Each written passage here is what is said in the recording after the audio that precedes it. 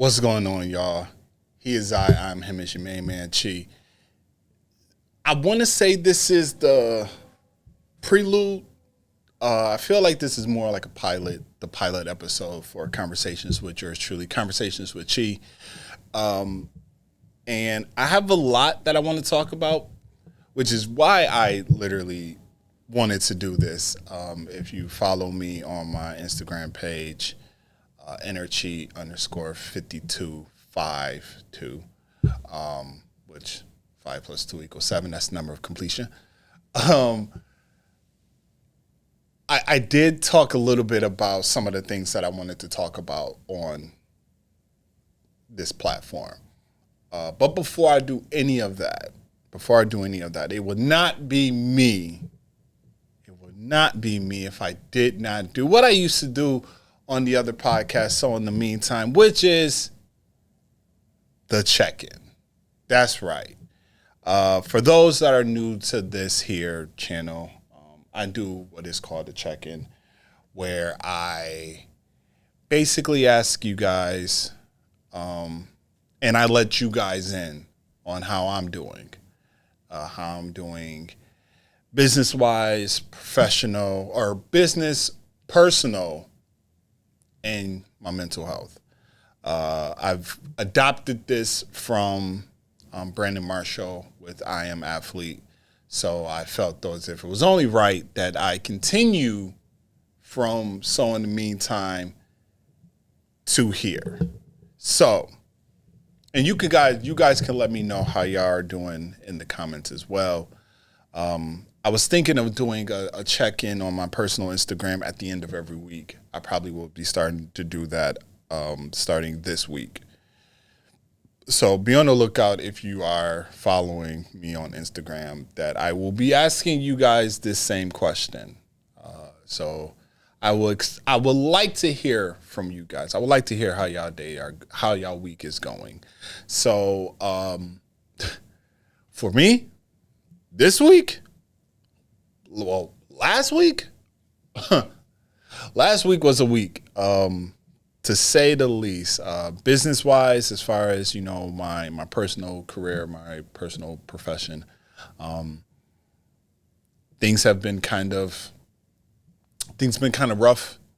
Not really going to dive too much into those details, but it's been weathering the storm, I will say. Just within my life, I'm just weathering a lot of storms. But work-wise, there's a current situation that's going on that as I told my boss and told a few people, we're going to get through this. Now, this too shall pass. Personal.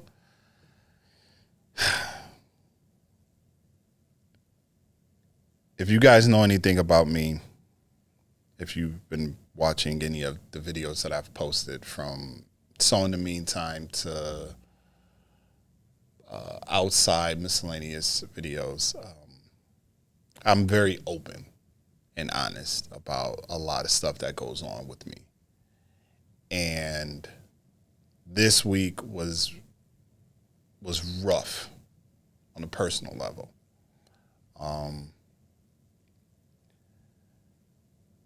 For some time,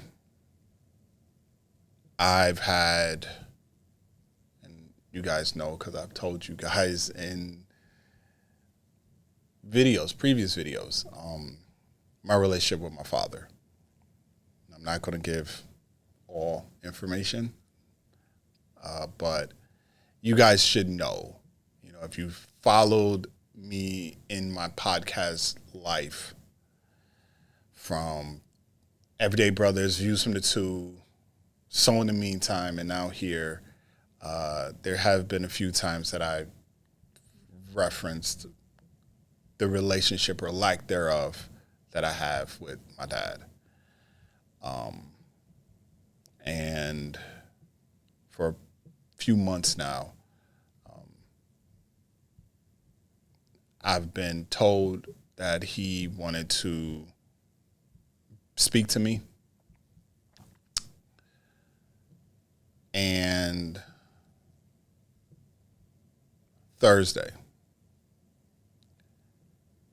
night, I, went to see him for the first time in maybe a couple years, maybe 2-3 years. And it was a lot of emotion on my behalf, holding this conversation with him. Only reason why I kind of elected to do it was because of the mere fact that I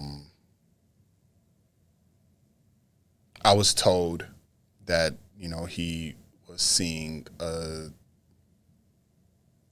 psychologist. And clearly with me doing this check-in, I'm very big on mental health, especially amongst Black men.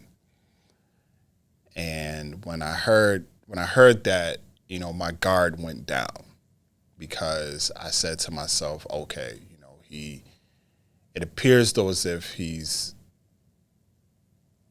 getting whatever help he needs, he's getting it. So I said, how can I, who pushes and advocates for this, how can I turn around and tell him or say no? Like, I don't want to be bothered with this. I will be doing a disservice to myself. I will be doing a disservice to what I stand for. So I went over there, and he's in like an adult assistance living center. And there was a lot of tears that came out on my behalf. The best way I can describe it is, I was telling my mom about it, and I told her that if you guys seen Creed 3, and when Michael B. Jordan and Jonathan Majors is fighting they're having their fight. And at one point during the fight, the stadium went empty. And it was just literally them in the ring. And there were scenes where there was like jail doors and things like that. I said, imagine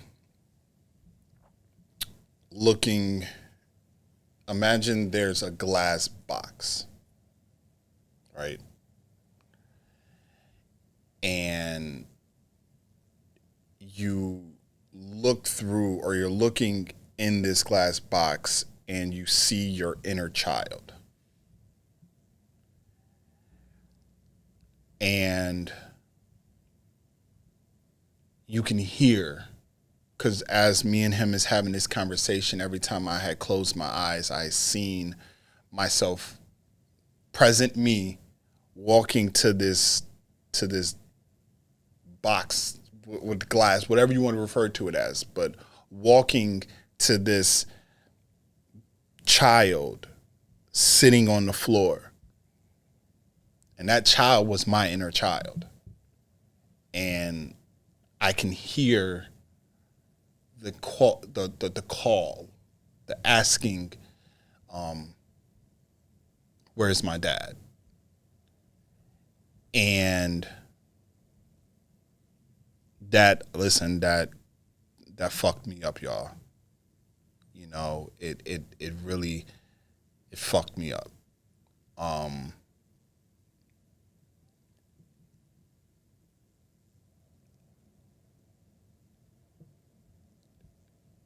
I was asked, where do we go from here? It's a process. I have to take my time. I said, therapy helped me get to this point. But now that I'm presented with this biggest trauma in my life, how do I handle it? How do I go about it? What do I do? You know, but I told him is I have to sit with this. I have to think about this. I've talked to, people within my circle about this. I love my tribe. I love the people that I know I can go to about this, to have these conversations.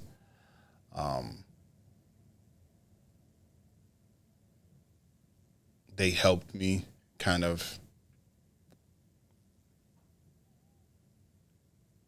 figure it out, and I'm still working on it. I'm still working on trying to figure out exactly where I go from here.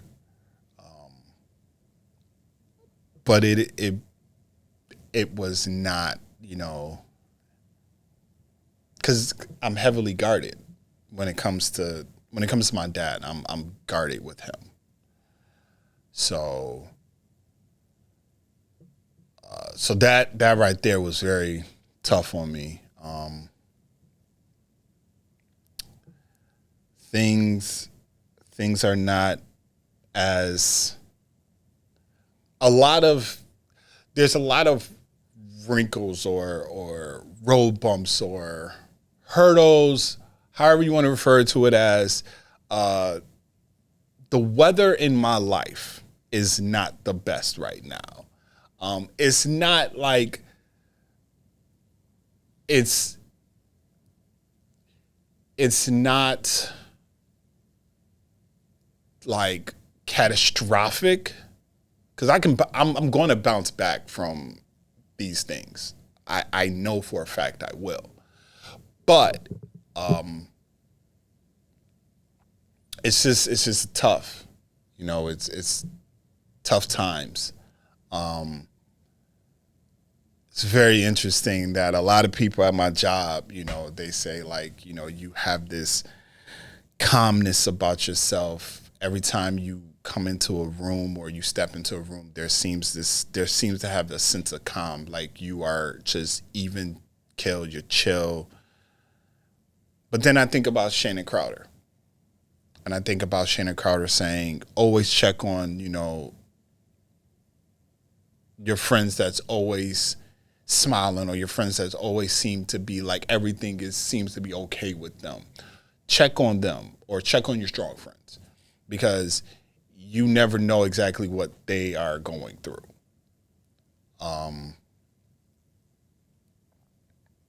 And that's just kind of how I look at it. There's more things going on that I'm not really gonna dive into right now, because I want to talk about some other things. I want to talk more lighthearted stuff, stuff that's been on my mind that I've been wanting to talk about. But like I said, this is just the prequel. This is just the prelude, the prequel, however you want to pilot, whatever you want to refer to it as. This is just the first installment. So with all that being said, my mental health on a scale of 1 through 10, I'm going to give my mental about I try to keep my mental probably in the 7 or above. There's times where it's low, but right now, currently, Sunday, March 3rd at 11:50, I'm about a 7. And that's just because I've kind of, I just wrapped up episode of Royal Club, and I'm kind of, when I'm in this space, I kind of try to block out every other distraction. So that's why I say right now I'm at a 7 as of right now 11:51. But as I said, y'all, I will be doing more of these weekly on my Instagram page if you guys want to just make sure that you follow and tap in when I do these check-ins. End of the week check-ins. That's what I'm going to be calling it. End of the week check-ins. So, a lot has been going on in the world. I have not been really talking about a lot on platforms like outside of wrestling, of course. And there's certain things that I want to talk about on this episode.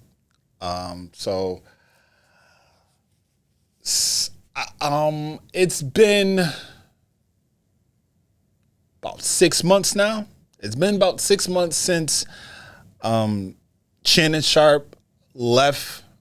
Well, it's been more than 6 months, but since Shannon Sharpe left Undisputed.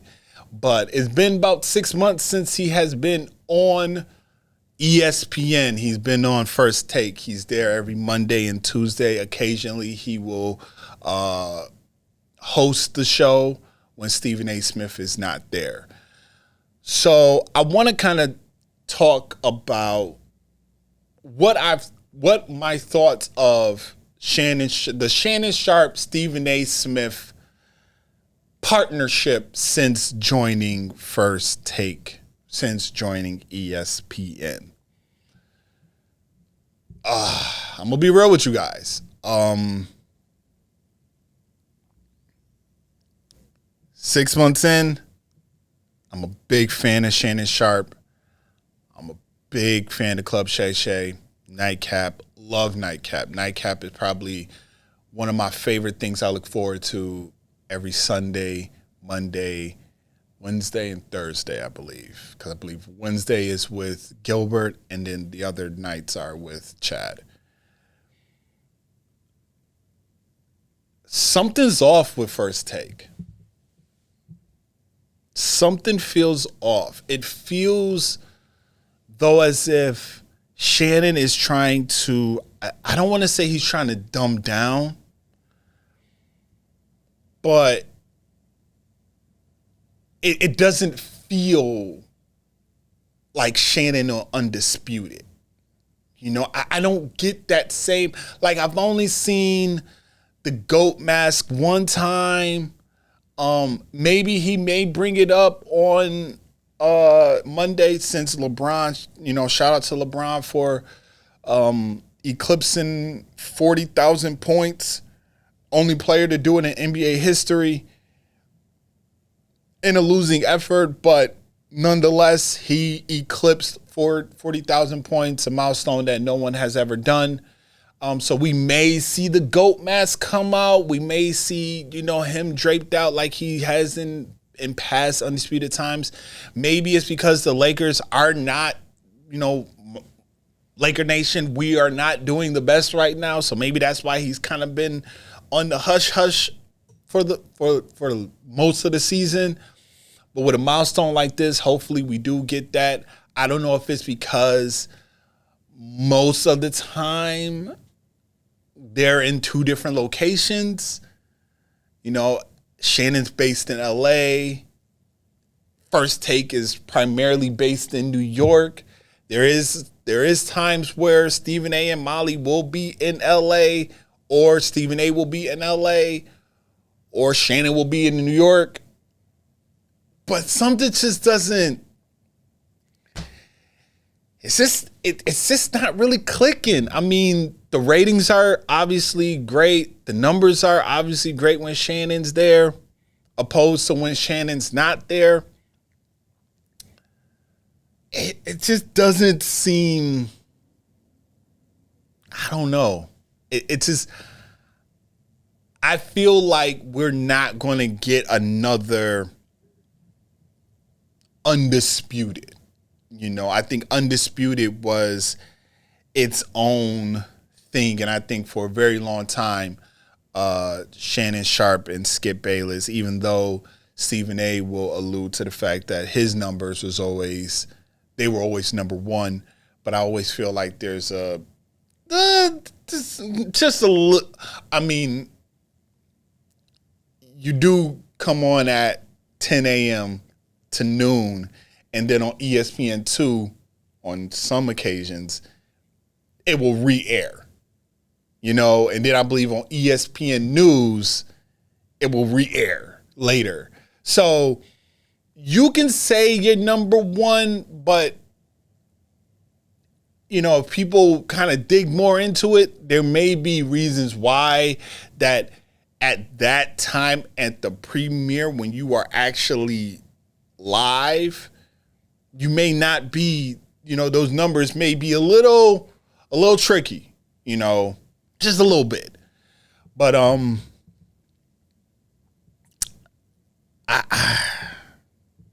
don't know. It's for me. I wish it was a little bit different. Maybe if Shannon Sharpe was on there more often than he is just those 2 days, maybe. I was kind of curious on how this would happen come after football season, but I think as we see with like Mad Dog, he has a lineup for the week. Monday, Tuesday, Shannon Sharpe. Wednesday, Mad Dog. And maybe Marcus Spears on football. But now I think it's not. I think JJ Redick is there for basketball on Wednesdays. And then Thursday, Fridays, kind of just whoever. A pick of the litter. Like, we want Kimberly Martin. We want Bart Scott. We want maybe Jay Williams. Whoever, is that pick of the litter. But speaking of ESPN, speaking of things like that, if this is true, congratulations to Ryan Clark for re-signing with ESPN and being, I believe they said that he is the highest paid, if true, the highest paid NFL analyst on ESPN. Well-deserved. A big fan of Ryan Clark. I literally was, when I heard on him on the Pivot talk about his contract was up and he was looking for a new contract, I said ESPN will be a fool if they let him go. You have great chemistry with him, especially with him and Swagoo, both of them Louisiana boys, or both of them LSU boys. I believe they both from Louisiana as well. I know for sure RC is, but I also believe Marcus Spears might be. Yeah, because his cousin Perk is from Texas. But I digress. Congratulations if that is true indeed for RC Ryan Clark.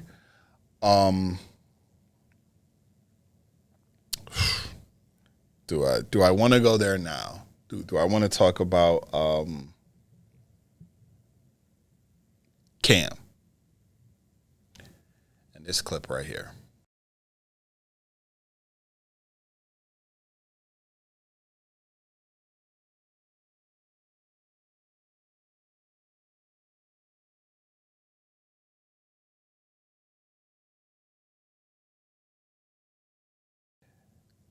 Ladies and gentlemen, it has been a week today, Sunday, that that footage was released. Cam Newton, former Carolina Panthers star quarterback. I love Cam as a person. I think Cam, outside of football, especially in his space that he's in now with his media, has become one of my favorite, people. I love his 4th and 1. I know he does some stuff with Brandon Marshall, and Brandon kind of fell off for me a little bit, and I'm a pivot guy, so if it's one group that I'm rocking more with the pivot than I am with I Am Athlete, because I don't even think there really is an I Am Athlete anymore. I actually seen the more recent maybe the first episode of I Am Athlete in a very long time with Brandon Marshall and Russell Wilson. I just seen clips of it. I didn't watch the whole interview. But yeah, this video. And this video garnered a lot of people to speak out about it. I talked about it. I said, I gave my opinion and I'm going to give it again here. Especially after I watched Cam's 4th and 1 this past Friday, where he addressed the video, the actions, the fight, and what other people had to say about it as well. Like we had Shannon Sharpe, we had Chad, we had Stephen A. We had all sports shows, all sports topic talk shows, from Speak to First Things First to Undisputed to The Pivot to Brother from Another. Shout out to Michael Smith and Michael Howley, but more so shout out to my man Michael Smith.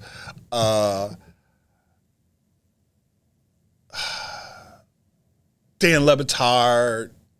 I don't know if Colin talked about it, but a lot of people talked about this.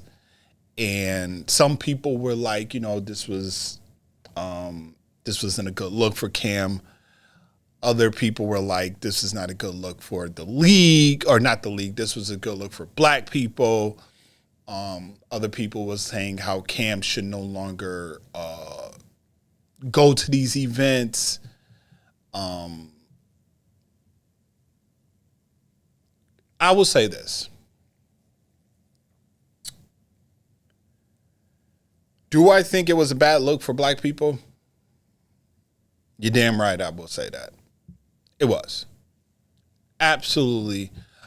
I'm one of those people that will always say, we can do better. Whenever events like this happens, whether it's with professional athletes, artists, or your regular people, the regular person from up the street, I will always say, we can do better. And I say that because as a society, as people, I remember taking a college class, race, sex, and gender in media. And the lens, like this lens right here, that is shown across the world of how black people are depicted in media has painted a broad brush. This broad brush has painted a picture that us as black people, us as black men, are violent, are savages, are just hooligans, ghetto, like you name it, and it's there. So when I seen this, I was like, damn, like, once again, we're here. On top of that, it's with a man who, listen, if you follow Cam, if you listen to Cam, Cam wears it on his sleeve. He from Atlanta. He is from Atlanta. He's from the A. And he wears it on his sleeve proudly. And to see that, to see how he managed, like he got involved into this situation. And Cam did allude to, these were not kids that he was tussling with, and the people who he was in this situation have come out. They have voiced their side of the story. There was a video that surfaced, I think prior to, of, I believe, one of the coaches who had called Cam out and was talking trash.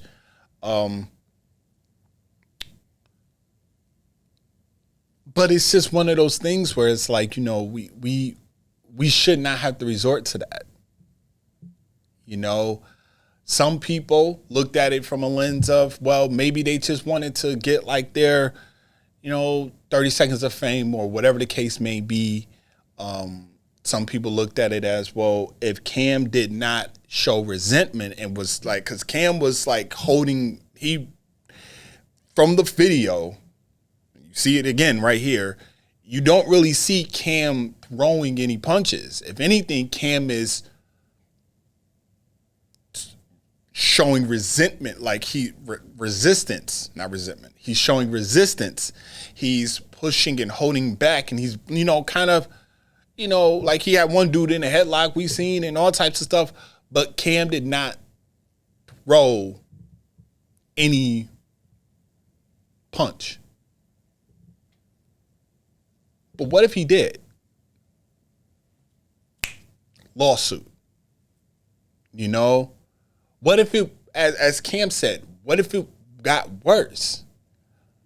You know, on Cam's 4th and 1, matter of fact, this is Cam on 4th and 1, and this is one thing that he said in relation to the what ifs. This is what he had to say. Call it what you want. It's like, what if serious injury would have happened on either side? Yeah. Something happened to me, something happened to them. Now, my 8 children are fatherless now. Even with that, so talking to KO, Kendall, my girl, when she talked to me, it's like, baby, I'm glad you're safe first. But are you looking at it through the lens of, what if one of your hands was free? What if you did punch him? What if you did throw him over the balcony? What if they would have broke your jaw? What if they would have knocked you in a coma? If somebody grabbed a pistol out of self-defense, nah, bro, he's 6'5", bro, I can't go toe-to-toe with that. Man, it's over with. Yeah. A simple, rational decision of saying like, nah, bro, he disrespecting me, bro. You can't play that. It don't matter if you was a 5-star recruit. It didn't matter if you had a scholarship to Georgia. It didn't matter if you had a scholarship to Auburn. That don't matter no more. You're going to jail or you're going underneath the ground. Yeah. What if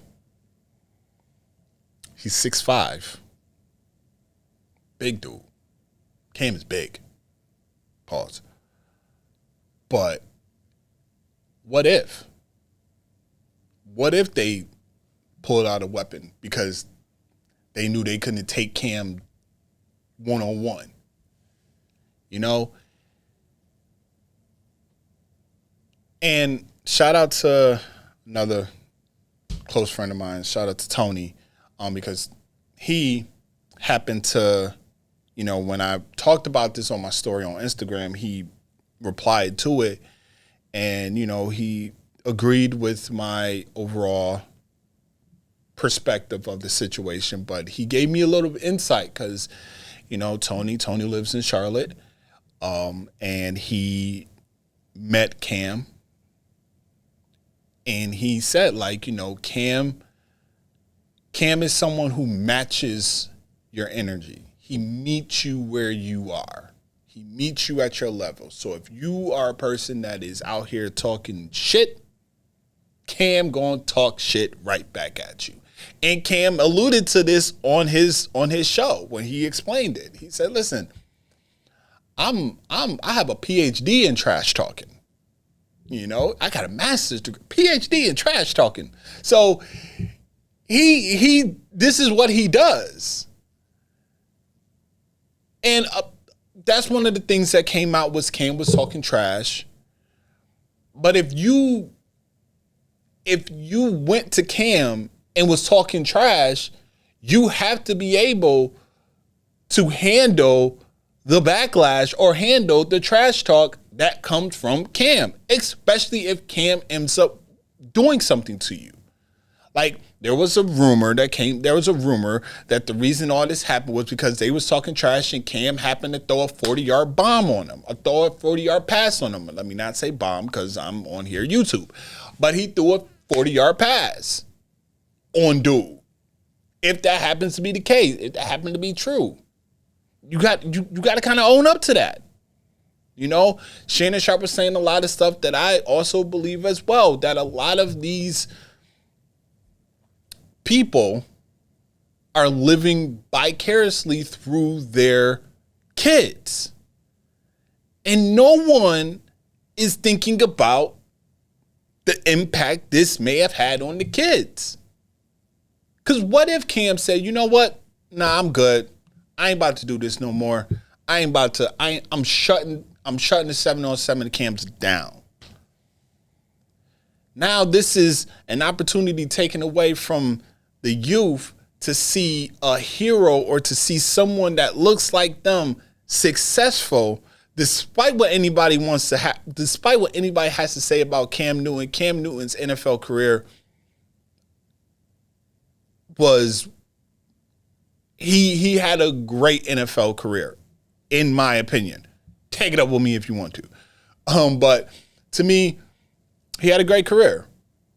You know, I will say Stephen A. Smith made a comment about how Cam Newton's Carolina Panthers team was better than this year's San Francisco 49ers team. He said that Cam Newton took a more talented NFL team in the Carolina Panthers to the Super Bowl, opposed to Brock Purdy taking the San Francisco 49ers to the Super Bowl this year. I'm sorry. Can you name me somebody that was better than Christian McCaffrey from that Carolina Panthers team? Because I do not believe Christian McCaffrey was on that Panthers team that went to the Super Bowl. I don't even think he was in the league yet. Could be wrong. Could be. Matter of fact, while I let Stephen A. Smith say that quote, I'm actually going to pull this up. I'm going to look up the Carolina Panthers Super Bowl team. He's a former league MVP, #1 overall pick out of Auburn. Guided the Carolina Panthers with a squad significantly worse than the one that Brock Purdy took to the Super Bowl with the San Francisco 49ers this year, by the way. Okay, their Super Bowl roster. Let's see, that was Super Bowl 50. And it does not appear that Mr. Christian McCaffrey was on that roster. Let's go to NFL rosters to see this real quick. I'm just wanting to make sure that I am not blowing smoke up my ass and have to regret saying, nope, Christian McCaffrey was not in the league when they went to the Super Bowl. So I need for somebody to tell me who on that Panthers team, other than Cam Newton, is equal to a Christian McCaffrey, a Brandon Ayuk, a George Kittle, Deebo Samuels, Fred Warner. Like,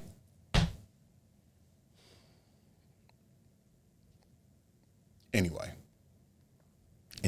I was about to go there. Because if y'all know anything about me, I have a love-hate relationship with Stephen A. Smith.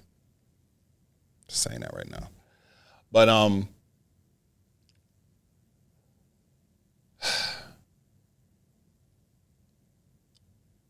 if Cam did, and Cam has been on record saying that he is going to continue to do this. He's going to continue to do his 7-on-7 camps. He's going to continue to be there. He's going to continue to be present. So I applaud him for that. Hopefully, Cam, I think it's TSP, That's the name of that group or that organization. Hopefully they were able to come to the table, sit down, and resolve these differences as men, especially as black men, and can come out and show everybody that, yes, we had this tussle, but we can come together and actually do better than what we did. Show that unity, show that, we're better than what we were.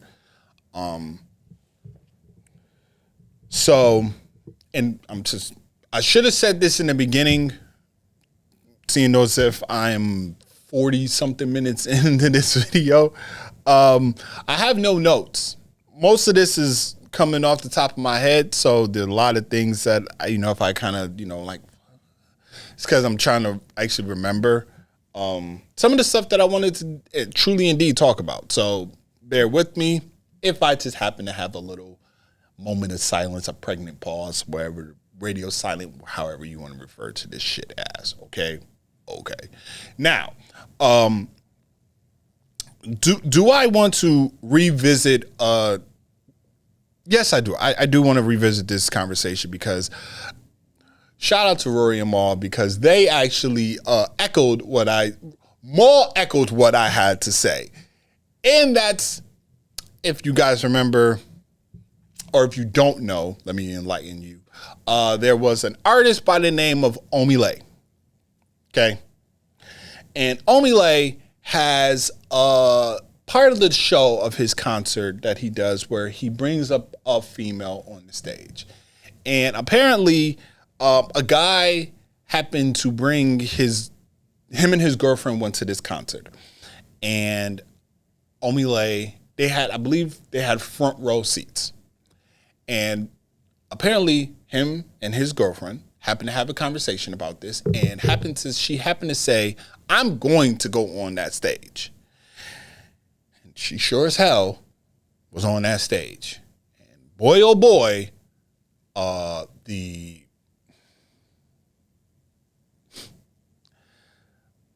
what happened was very, you haven't seen it, it's right here. You see, yep, that is exactly, yep. You see this? Do you see all of what's happening right here? Like, what's the Will Smith thing, like this? Like right here? Like, see all that? Yeah, all right, cool. All right, whatever. So we see that, and Kai Cenat, I guess, had brought him on his stream, and I believe got him set up with some girl and gave him, I think, 20,000. I hope he didn't do that, but whatever the case may be, this is what happened. Now, when I discussed this on my story, I happened to just say that, does anybody remember Janet Jackson's Velvet Rope tour? And I'm going to choose my words correctly because, I got called out for what I said. And what I said basically was that a guy had the pleasure to get on stage and do this. So why is it that this guy had the pleasure to do it while I'm crucifying this girl for going on stage, all this stuff? Now, we do not know that if the Velvet Rope tour happened, if he was with somebody. Ideally, I will probably assume he was with somebody. But during that time, we didn't have social media. Nothing was recorded. We seen it all on the tour on HBO when it came out. But I said if we took a Cardi, a Meg, a Nicki, but then I said, nah, I got the perfect person, Tiana Taylor. And long behold, Maul said the exact same damn thing I said. Don't believe me? Here we go. Why are women comfortable, I guess, disrespecting their boyfriends like that? Because if it was the other way around, we just saw Keke Palmer and Usher last year, and what that caused. Well, I mean, this that wasn't makes, the other way around though. This makes Keke look. No, I'm just saying, like, let's just say this was the other way around. I'm just saying we saw what Keke Palmer, and Usher, what that caused. If a girl was at a show with her boyfriend, and I don't know, Tiana Taylor at a Tiana Taylor show, and Tiana pulls your boyfriend on stage, and she starts dancing on him, grinding on him, women would feel some type of way about that. See? He said the same damn thing I said. He said the same thing I said. If it was Tiana Taylor, you would be extremely upset. You would be extremely upset if it was Tiana Taylor that brought your man up on stage and did the exact same thing. Some may be like, oh no, I love Tiana and this and the third. Nah, at the end of the day,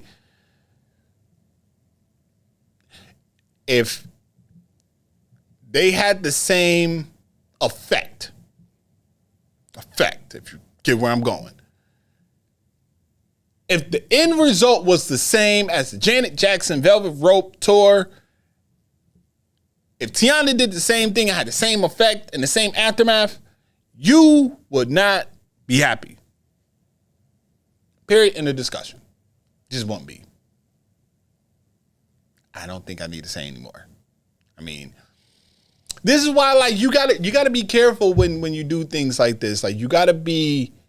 I'll end this with saying you gotta be comfortable and very secure in your relationship to deal with that. To deal with being with somebody that is going to that will, if the opportunity presents itself where they have a chance to go on stage with their favorite artist, like, everybody's doing the Usher thing. If you're at an Usher residence and he happens to sing to your girl or do whatever, you have to be comfortable enough to be like, okay, like, I'm cool because she's having her moment with you right now, but like she's coming home with me. Like, that's kind of how you have to kind of take that approach, and not really get too worked up over it. Someone asked me if that was me, how would I react? I also look at it as a respect thing too. If like, even if you know that your man's okay with it, nah, I'm good. I'm here with my man. I'm here with my husband. I'm here with my fiance. I'm here with my boyfriend, whatever you want to refer to him as. And you respect the foundation of your relationship. That's one of the biggest issues that we are having in society today, which I will definitely be touching on a later episode or episodes, addressing the state of relationships in the modern day, modern era, modern time. But